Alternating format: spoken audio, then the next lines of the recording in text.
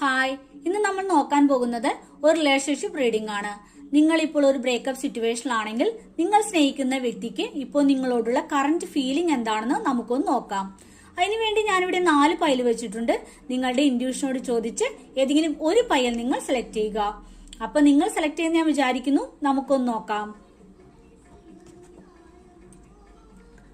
നിങ്ങൾ ആദ്യത്തെ പൈലാണ് സെലക്ട് ചെയ്തെങ്കിൽ നിങ്ങൾ സ്നേഹിക്കുന്ന വ്യക്തിക്ക് ഇപ്പോഴും നിങ്ങളൊരു ആവേശമാണ്. നിങ്ങളിലേക്ക് എത്രയും പിടിയുന്ന തിരിച്ചു വരണമെന്ന് ആ വ്യക്തി ആത്മാർത്ഥമായി ആഗ്രഹിക്കുന്നു. നിങ്ങൾക്ക് തനിച്ച് എല്ലാ കാര്യങ്ങളും ചെയ്തു തീർക്കുവാൻ കഴിവുള്ള ഒരു വ്യക്തിയായിട്ടാണ് നിങ്ങൾ സ്നേഹിക്കുന്ന വ്യക്തി നിങ്ങളെ കാണുന്നത്. നിങ്ങളിലേക്ക് തന്നെ ഉറ്റുനോക്കിക്കൊണ്ടിരിക്കുന്ന ഒരു വ്യക്തിയാണ് ഇപ്പോൾ ഇവിടെ കാണാൻ കഴിയുന്നത്.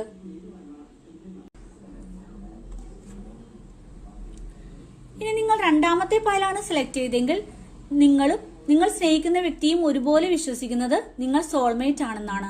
പക്ഷെ ഈ റിലേഷൻഷിപ്പ് ഒരു ബാലൻസിൽ കൊണ്ടുവരുവാൻ നിങ്ങൾ രണ്ടുപേരും ഒരുപോലെ ബുദ്ധിമുട്ടുന്നുണ്ട്.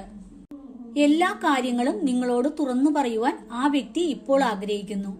നിങ്ങൾ ക്ഷമയോടെ കേട്ടിരിക്കണമെന്ന് ആ വ്യക്തി നിങ്ങളോട് പറയാനും ആഗ്രഹിക്കുന്നു. നിങ്ങളെ ആ വ്യക്തിയുടെ ജീവിതത്തിലേക്ക് വേണമെന്ന് ആ വ്യക്തി ആത്മാർത്ഥമായിട്ട് ആഗ്രഹിക്കുന്നുണ്ട്.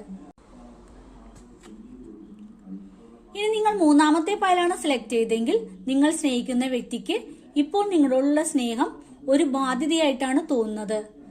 നിങ്ങൾ ഇല്ലാതെ ജീവിക്കാൻ, നിങ്ങളെ വിട്ടുകളയാനും കഴിയാത്തൊരവസ്ഥയിലാണ് ആ വ്യക്തി ഇപ്പോൾ ഉള്ളത്.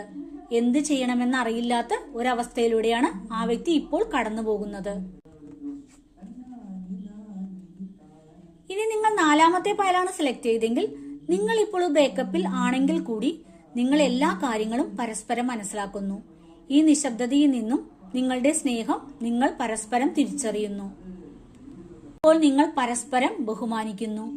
മനസ്സുകൊണ്ട് നിങ്ങൾ പരസ്പരം എല്ലാം പങ്കുവയ്ക്കുകയും ചെയ്യുന്നുമുണ്ട്. എപ്പോഴും താങ്ങായി തണലായി ആ വ്യക്തിയുടെ കൂടെ വേണമെന്ന് ആ വ്യക്തി ആത്മാർത്ഥമായി ഇപ്പോൾ ആഗ്രഹിക്കുന്നു.